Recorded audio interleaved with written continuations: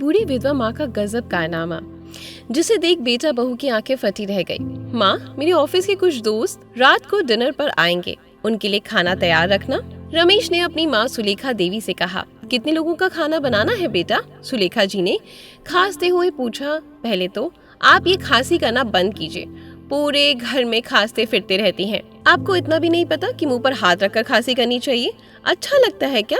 रमेश गुस्से में चिल्लाया तो उसकी पत्नी संगीता को तो मौका मिल गया अपनी सास पर कटाक्ष करते हुए। यही बात तो मैं इन्हें समझा कर थक गई। घर में बच्चे भी हैं और खुले मुंह से खांसी करती रहती हैं। इन्हें तो इतना भी नहीं पता कि खांसी करते समय मुंह पर हाथ रखना चाहिए। बेटा, तुम्हें कितनी बार तो मैंने कहा है कि मुझे डॉक्टर के पास ले चलो, नहीं तो मुझे कुछ पैसे दे दो दवाई लाने की, तो मैं ठीक हो जाऊंगी। माँ, आज तुम्हें परिधि डॉक्टर के पास ले जाएगी और दवाई दिलवा देगी, रमेश ने कहा तो परिधि इसका विरोध में बोली। अरे कुछ नहीं है माँ जी को, खांसी इतनी चटोरी जुबान की वजह से है। कुछ भी खट्टा मीठा खा लेती है और फिर खांसती रहती है। दिन भर उल्टा सीधा खाने पर लगाम लगाएंगी तो खांसी खुद ब खुद ठीक हो जाएगी। रमेश ने भी अपनी पत्नी परिधि की बात सहमति जताते हुए कहा, दोपहर को मेरा एक जरूरी लेटर घर पर आने वाला है, वह लेकर रख लेना, रात का खाना तुम ही बना देना। माँ जी की तबीयत ठीक नहीं, मेरे 4-5 दोस्त ऑफिस से आएंगे तो बढ़िया सा खाना बना कर रखना।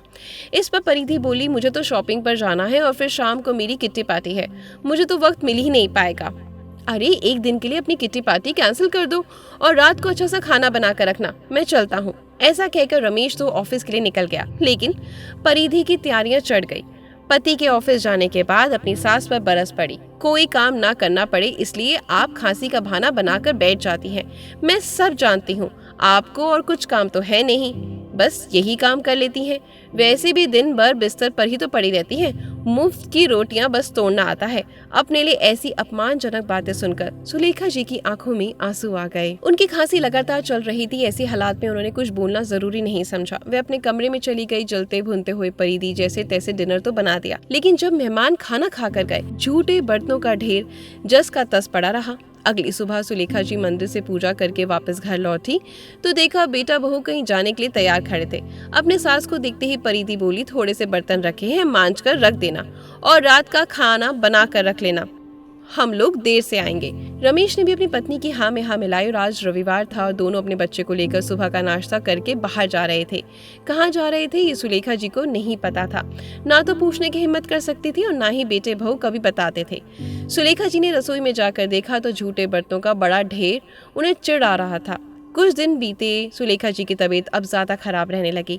माँ की बिगड़ती हालत को देखते हुए एक दिन रमेश उन्हें डॉक्टर के पास ले गया।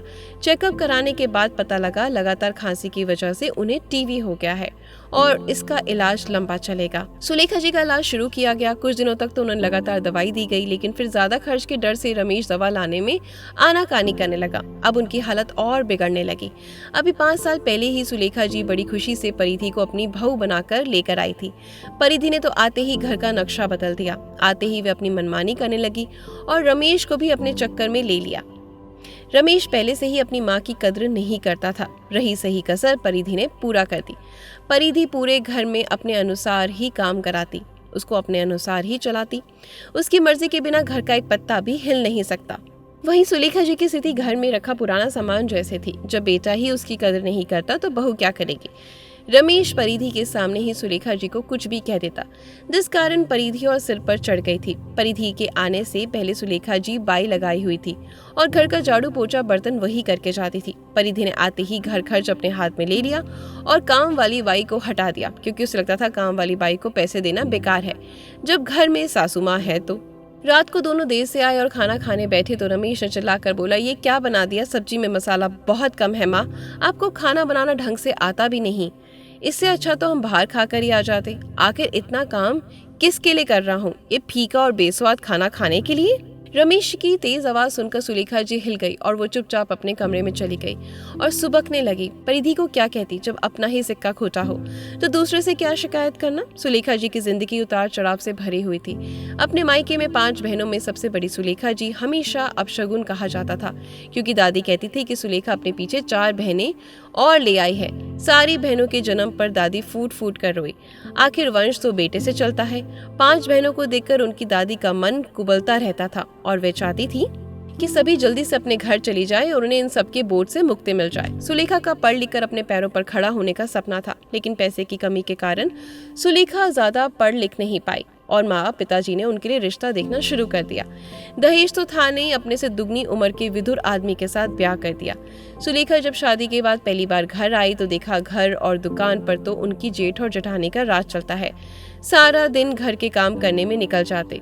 जेठानी भी सुलेखा को अपना रोब तले दबा कर रखती। सुलेखा के पति तो उसकी हालत से कुछ खास लेना देना नहीं था। जो भी पैसा दुकान से लेकर आता जुए में उड़ा देता, लेकिन सुलेखा को अपने ससुर से बहुत सहारा था। कुछ समय बाद सुलेखा ने अपने बेटे रमेश को जन्म दिया, लेकिन तुरंत बाद ही सुलेखा के ससुर चल बसे। रमेश के पिता रोज रात को शराब पीकर आते। बहुत ज्यादा शराब पीने के कारण वे बीमार रहने लगे और इस अवस्था में भी डॉक्टर के मना करने के बावजूद भी शराब नहीं छोड़ी। लिवर खराब हो जाने के कारण उनकी मृत्यु हो गई और सुलेखा जी को एक एक पैसे के लिए दूसरे का मोहताज होना पड़ा। आर्थिक तंगी से परेशान होकर जब सुलेखा ने दुकान की कमाई का हिस्सा मांगा तो उसके जेठ और जेठानी ने धक्के मारकर घर से बाहर निकाल दिया। पढ़ी लिखी तो थी नहीं, इसलिए कोई नौकरी नहीं मिली, पर पापी पेट का सवाल था। लोगों ने जहां काम किया, बर्तन मांजे, एक स्कूल में चपरासी बन गई, रहने का कमरा मिला और रमेश को उसी स्कूल में भर्ती करवा दिया। उसकी आधी फीस माफ हो गई। अब सुलेखा अपने बेटे का पालन करने लगी। उसका स्कूल पूरा होकर कॉलेज शुरू हो गया। पढ़ाई में वह ठीक था, पर उस पर उसके बिगड़ैल पिता की छाप थी। वह भी गुस्सा, गाली गलौज करना उसने शुरू कर दिया। सुलेखा समझाती थी, पर वह किसी की नहीं सुनता था। कुछ सालों में रमेश एक कंपनी में अच्छे पद पर नियुक्त हो गया और अच्छी सैलरी भी पाने लगा। अपनी मनपसंद की लड़की परिधि से शादी कर ली। 2 कमरों का घर भी ले लिया। सुलेखा जी को वह अपने साथ रखता था, पर कभी उनसे प्यार से बातें नहीं करता था। बेटा ढंग से बात नहीं करता था, पर उन्हें 2 समय का खाना तो मिल ही जाता था। परिधि के आने के बाद उनकी हालत और भी खराब हो गई। अब वे जाती भी तो कहाँ जाती, आखिर उन्हें रहना तो उसी घर में था। उनके मायके भी अब कोई नहीं था। सभी छोटी बहनों की शादी हो गई। वे अपने घर परिवार में सुखी थी। माता पिता संसार को छोड़कर जा चुके थे। अब सुलेखा की तबीयत और भी ज्यादा खराब रहने लगी। जितना हो पाता घर का काम कर लेती और यदि तबीयत ज्यादा खराब लगती तो बिस्तर पर ही पड़ी रहती। अपनी सास कहीं यूं पड़े रहना बहू परिधि को बहुत खलता। उसे लगता कि उसके सास केवल उसका खर्चा ही बढ़ा रही है। सोचने लगी, जितने की माँ जी की दवाई आती है इतने में तो एक काम वाली बाई रख सकती हूँ।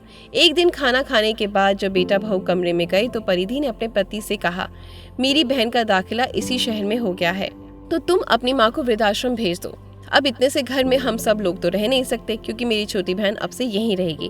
वैसे भी तुम्हारी माँ तो दिन भर खांसती रहती है, बच्चों को भी इन्फेक्शन होने का डर है। तुम ऐसा करो, अपनी माँ को वृद्धाश्रम छोड़ाओ। बेकार एक कमरा घेर रखा है, मेरी बहन उस कमरे में रह लेगी। इस पर रमेश बोला, अब अम्मा को वृद्धाश्रम कैसे छोड़ सकते हैं, आखिर मेरी भी उनके लिए कुछ जिम्मेदारियां हैं। इस पर परिधि बोली, रमेश अब इमोशनल होने का समय नहीं है, प्रैक्टिकल होकर सोचो। माँ जी आए दिन बीमार रहती है, घर का काम भी नहीं करती, उनकी दवाइयों का खर्च भी कुछ कम नहीं है। माँ जी का बोझ हमारे सिर से हटेगा तो मैं काम वाली बाई रख लूंगी। मुझसे घर का सारा काम नहीं किया जाता। हम लोगों की जितनी जिम्मेदारी बनती है हमने कर दिया। हमारा भी अपना परिवार है, मुझे नहीं लगता कि हमें उन पर और पैसा लगाना चाहिए और फिर बिना मतलब कमरा घेर कर बैठी हैं। मेरे परिवार वाले क्या सोचेंगे कि एक कमरा मैं अपनी बहन को नहीं दे सकती।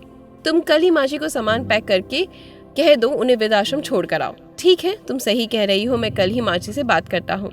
सुलेखा जी बाहर हॉल में बैठी थी। बेटे बहू की सारी बातें सुनकर उनके पैरों तले जमीन खिसक गई। उनके दिमाग को जैसे झटका सा लगा। सोचने लगी, मैं वृद्धाश्रम चली जाऊं, पर क्यों चली जाऊं? ये बेटे का घर है, ये मेरा घर नहीं। बहू ऐसे कैसे कह सकती है कि मैं कमरा घेर कर बैठी हूँ? इतनी तकलीफ सहन करके जिस बेटे को इस दुनिया में लेकर आई, हालातों से लड़ते हुए पाल पोस कर पढ़ाया लिखाया, स्वयं कांटों भरी राह पर चलते अपने बेटे पर आँच नहीं आने दी। बिना बाप के बेटे को इतनी मुश्किल से उसके पैरों पर खड़ा किया। उसके सर पर आज ये छत है तो सिर्फ मेरी बदौलत। आज मुझे वृद्धाश्रम भेजने की सोच रहे हैं। सोचते हुए उनकी आंखों से झरझर आंसू बहने लगे। सोचने लगी कि मेरी त्याग और तपस्या का यही फल मिल रहा है मुझे। बेचारी सुलेखा जी, आखिर कोसती भी तो किसे?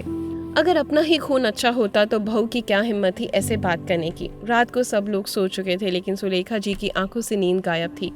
सारी रात अपने कमरे में एक बड़ी कुर्सी पर बैठी रही और आंखों से आंसू बहाती रही। सोचती रही कि अगर कमरा खाली करवाना ही था तो इसके लिए मुझे वृद्धाश्रम भेजने की क्या जरूरत आ पड़ी। मैं तो हॉल में ही सो जाती, नहीं तो स्टोर रूम में रह लेती। सोचते सोचते उनकी आंखों से आंसू गिरकर बहने लगे और फिर से खांसी छट गई। सोचा कि बेटे को गर्म पानी देने को बोलूं। फिर अचानक ख्याल आया, कौन सा बेटा? अब वह बेटा अपना नहीं रहा। अगले दिन जब रमेश और परिधि सुबह उठे तो देखा कि माँ तो अभी उठ ही नहीं रही। सोचने लगे कि माँ उठे तो वृद्धाश्रम भेजने की बात करें। 1 घंटा बीतने के बाद जब माँ जी अपने कमरे से बाहर नहीं निकली तो रमेश और परिधि ने माँ के कमरे का दरवाजा खोला। अंदर गए तो देखा कि कोई था ही नहीं। अलमारी खोलकर देखा तो माँ के कपड़े भी गायब। वे दोनों सोचने लगे कि आखिर माँ हमें बिना बताए कहाँ जा सकती है। इतने में रमेश की नजर माँ जी के बिस्तर पर पड़ती है। माँ जी के बिस्तर पर रखी एक चिट्ठी की तरफ गई। चिट्ठी देखते ही रमेश चिट्ठी की तरफ लपका और जल्दी से खोलकर पढ़ने लगा। चिट्ठी में लिखा था, मेरे प्यारे बेटे रमेश, हमेशा सुखी रहो। मेरा बेटा बहू मेरे बारे में क्या सोचते हैं ये जानने के बावजूद भी ना जाने क्यों मेरे मन से तुम्हारे लिए दुआएं ही निकल रही हैं। मेरे अपने बेटे होते हुए भी तुम मुझसे इतने पराये कैसे हो गए? ये बात समझ पाना तो शायद इस जन्म में मेरे लिए नामुमकिन है। ना जाने क्यों एक माँ वृद्ध अवस्था में पहुंचकर अपने ही बेटे और बहू पर बोझ बन जाती है। तुम मेरे भविष्य के बारे में क्या सोच रहे हो? वह सब तो मैंने रात को सुन लिया था, लेकिन मुझे मेरी आगे की जिंदगी कैसे बितानी है इस बात का फैसला तुम लोगों को हरगिज नहीं करने दूंगी। मैं तेरी माँ हूँ, कोई निर्जीव सामान तो नहीं जो उठाया और घर से बाहर कर दिया। मैं केवल बूढ़ी हुई हूँ, लेकिन लाचार बिल्कुल भी नहीं। मैं तुम लोगों का घर छोड़कर हमेशा हमेशा के लिए जा रही हूँ और आशा है कि मेरे जाने के साथ ही तुम्हारे सिर पर पड़ा बोझ खत्म हो जाएगा। भगवान तुम्हारा भला करे। तुम्हारी अभागी माँ। पत्र पढ़कर 2 पल के लिए रमेश की आंखों में आंसू आ गए। उसे पछतावा भी हुआ, परंतु केवल कुछ समय के लिए। थोड़ी देर बाद परिधि की बहन प्राची घर पहुंच गई और फिर घर का माहौल ऐसा हो गया जैसे कुछ था ही नहीं। रात तक रमेश और परिधि माँ जी को भूल चुके थे। खाना बाहर से मंगवाया गया था। खाने का आनंद लेते हुए हंसी ठिठोली करने से मशगूल हो गए थे। सुलेखा जी अपने कपड़े और थोड़ा सा सामान लेकर ही घर से चली गई थी। 1 दिन पहले ही सुलेखा जी को उनकी विधवा पेंशन मिली थी तो सबसे पहले उन पैसों से उन्होंने अपने लिए दवाइयाँ खरीदी। उन्होंने मन ही मन सोच लिया कि उन्हें इन पैसों का क्या करना है। तुरंत अपने से छोटी बहन को फोन लगाया और उसने अपने पीहर वाले घर में मिलने के लिए बुलाया। काफी सालों से वो घर बंद पड़ा था, वहाँ रहता भी तो कौन। माँ पिताजी तो काफी साल पहले ही चल बसे थे और बहनों का कोई भाई नहीं था जो उस घर की रौनक को बरकरार रखता। उनकी छोटी बहन ने अन्य बहनों को भी बुलावा भेज दिया। सुलेखा देवी भी सीधे अपने गांव चली गई। गांव में अपने पुराने घर को देखकर उनकी तबीयत हरी हो गई। घर बंद था तो सुलेखा जी ने पड़ोस से चाबी ली और अपना घर खोल दिया। आज उन्होंने भी खुलकर सांस ली। अगले ही दिन उनकी 5 बहनें उनसे मिलने के लिए वहां पहुंच गई। सब लोग इकट्ठे हुए तो सुलेखा जी ने सबके सामने अपने हालात बयान किए। बहनों ने कहा कि आप हमारे घर आ जाएं, पर सब अपने ससुराल में थी तो किसी के यहाँ जाकर भी लंबे समय तक रहना संभव नहीं था।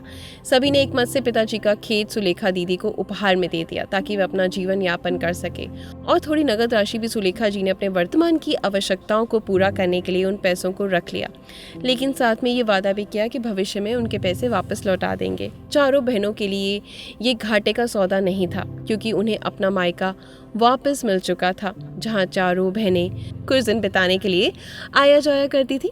समय के साथ साथ सुलेखा जी बिल्कुल स्वस्थ हो चुकी थी। सुलेखा जी को घर और खेत मिल गया था और उनको अपने पिताजी से उनकी खेती का अच्छा ज्ञान मिला हुआ था, तो उन्होंने खेतों में मजदूर लगा दिए। मजदूरों ने उनके बताए तरीके से खेती की और फसलें लहराने लगी। अब उनकी अच्छी कमाई होने लगी। धीरे धीरे उन्होंने अपनी बहनों द्वारा दी गई नगद राशि भी लौटा दी। सभी बहनों में बड़ी होने के नाते एक माँ की तरह सभी को तीज त्योहार पर अच्छे से उपहार भी देने लगी। अपने खाने पीने का इंतजाम करके बाकी रुपए समाज सेवा में लगाने लगी। एक विधवा होने का दुख उनसे बेहतर और कौन समझ सकता है। इसलिए सुलेखा जी अपने जैसी अन्य विधवा औरतों और बुजुर्गों की मदद करने लगी। उनकी समाज सेवा के चर्चे गांव भर में होने लगे। कई समाज सेवी संस्थाएं भी आगे आकर उनकी मदद करने लगी। अब सुलेखा जी खुश रहने लगी थी। उन्हें अपने जीवन का एक उद्देश्य मिल गया था। अक्सर अपने बेटे को याद करके उनकी आंखें नम हो जाया करती, लेकिन उन्होंने स्वयं को कभी कमजोर नहीं पड़ने दिया। वे अपने मकान में ही स्कूल खोल दिया, जहाँ गाँव की लड़कियों को निःशुल्क शिक्षा दी जाती थी, ताकि गाँव की लड़कियाँ अपने पैरों पर खड़ी हो सकें और पढ़ लिख कर अपना भविष्य बना सके, ताकि उन्हें अपने पति और बेटे पर निर्भर ना रहना पड़े। वे नहीं चाहती थी कि जैसा उनके साथ हुआ ऐसा उनके गांव की अन्य लड़कियों के साथ हो। समय के साथ साथ उन्होंने खुद को भी अपडेट किया। कंप्यूटर शिक्षा अर्जित करने की बरसों पुरानी इच्छा जो उनके मन में दबी रह गई थी, उन्होंने इच्छा को पूरा कर लिया। 2 वर्षों के भीतर ही बेटे के घर में बहू से अभी रहने वाली सुलेखा जी आज एक सुपर एक्टिव समाज सेविका में परिवर्तित हो चुकी थी। सुलेखा जी की लोकप्रियता गांव से होकर अब शहरों में बढ़ने लगी थी। उन्होंने अपने छोटे छोटे कोशिशों से बड़े बड़े काम कर दिए। उन्हें कई संस्थाओं ने सम्मानित किया और सहयोग दिया। एक दिन जब रमेश ने सुबह अखबार खोला तो अपनी माँ की फोटो और लोकप्रियता देखकर उसका सिर चकरा गया। उन्हें बहुत बड़ा सम्मान और नकद राशि मिलने वाली थी। उसे अपने माँ के बारे में पता चला तो उसने अपनी पत्नी को बताया। इस पर परिधि रमेश से कहने लगी, हम इनके इकलौते बेटा बहू हैं, वे अपनी जायदाद हमें नहीं देगी तो किसे देगी? आखिर इस जायदाद पर हक तो हमारा ही बनता है। जायदाद के लालच में दोनों गांव के लिए तुरंत रवाना हो गए। पहुंचे तो नौकर ने बताया सुलेखा देवी जी किसी समारोह का उद्घाटन करने के लिए बाहर गई हैं, थोड़ी देर में आती होंगी। रमेश और परिधि घर के बाहर निकलकर खेतों को निहारने लगे। हरी हरी फसलें खेतों में लहरा रही थी। ये कैसे हासिल कर लिया, सोच विचार में डूबे रमेश के विचारों को एकाएक विराम लग गया। जैसे ही कानों में तेज हॉर्न बजने की आवाज आई, पीछे मुड़कर देखा, रमेश और परिधि की हैरानी का ठिकाना न रहा। उनकी माँ सुलेखा देवी स्कूटर चलाकर घर लौट रही थी। परिधि भी देखकर हैरान थी कि वे बेचारी सी सुलेखा देवी अपनी दवा के लिए उनके सामने गिड़गिड़ाया करती थी, आज समाज की सम्मानित महिला बन चुकी थी। उनके चेहरे से आत्मविश्वास साफ झलक रहा था। अपने बेटे को देखकर एक बार तो सुलेखा जी के मन में ममता जाग उठी, लेकिन फिर उस ममता को अपने दिल के किसी कोने में समेटकर मजबूती से बोली, अब यहाँ क्या करने आए हो तुम लोग? माँ, हम तुम्हें घर वापस लेने आए हैं। हमें अपने किए पर बहुत पछतावा है। मैं तुम अनजान लोगों के साथ नहीं रहूंगी, अपने घर में अपने परिवार के लोगों के साथ रहूंगी। अपनी खेती तुम मेरे हवाले कर दो, ये जिम्मेदारी मैं ले लूंगी। मेरे होते हुए मेरी माँ इतना काम करे, अब मैं ये कतई बर्दाश्त नहीं करूंगा। रमेश का साथ देने के लिए परिधि भी बोली, माँ जी, अब आपके बेटे बहू आ गए हैं, आपको काम करने की कोई जरूरत नहीं, हम सब संभाल लेंगे। सुलेखा जी अपने बेटे और बहू को अच्छे तरीके से जानती थी, उनके लालच को तुरंत पहचान गई। मुझे तुमसे इसी बात की उम्मीद थी। जो अपनी सगी माँ को घर से निकालकर बेसहारा कर सकते हैं, वही असहाय और बेघर लोगों के बारे में क्या सोचेंगे? तुम लोगों को क्या लगता है मैं तुम्हारे बहकावे में आ जाऊंगी? बेटा, तुम लोगों से ही मैंने सीखा है कि दुनिया में सगे भी अपने नहीं होते। जिन लोगों को तुम पराया कह रहे हो, वे लोग ही मेरे अपने हैं। और हाँ, मैं एक आत्मनिर्भर महिला हूँ, अपने बेटे और बहू पर बोझ नहीं हूँ, अपनी जिंदगी में बेहद खुश हूँ। सच कहूँ तो मुझे पूरी जिंदगी का मतलब ही उस घर से निकलने के बाद पता चला। अब तो मुझे ये सम्मान भरी जिंदगी रास आ गई है। अब मैं तुम लोगों के साथ हरगिज रहना नहीं चाहती। अब ये सब लोग ही मेरा परिवार है। मेरे जीते जी तो क्या, मेरे मरने के बाद भी इस संपत्ति में तुम्हारा कोई अधिकार नहीं होगा। अरे राजू, मेहमान आए हैं, इनके लिए चाय पानी लेकर आओ। इनकी खातिरदारी में कोई कमी नहीं होनी चाहिए। मैं ब्यूटी पार्लर के उद्घाटन में जा रही हूँ, 2 घंटे बाद आऊंगी। और चली गई। वे दोनों हैरानी से स्कूटर पर जाती हुई अपनी माँ को देखते रह गए। यही जिंदगी है दोस्तों। जब कभी हम ठोकर खाते हैं तो ठोकर का मतलब ये नहीं कि हम उस आदमी या उस इंसान के सामने गिड़गिड़ाते रहें, बल्कि वो ठोकर इसलिए भगवान हमें देता है क्योंकि वो ठोकर हमें आगे बढ़ने की एक नया रास्ता दिखाती है, एक नया कॉन्फिडेंस देती है, अपने आप को पहचानने का मौका देती है। बहुत सारे लोग उस पहचान को पा नहीं पाते और आखिरकार अपनी ज़िंदगी को ख़त्म करने का फैसला करते हैं, और बहुत सारे लोग उस पहचान को पाने के लिए आगे कदम बढ़ाते जाते हैं और भगवान अपना आशीर्वाद और अपना साथ उनके साथ सदा बनाए रखते हैं।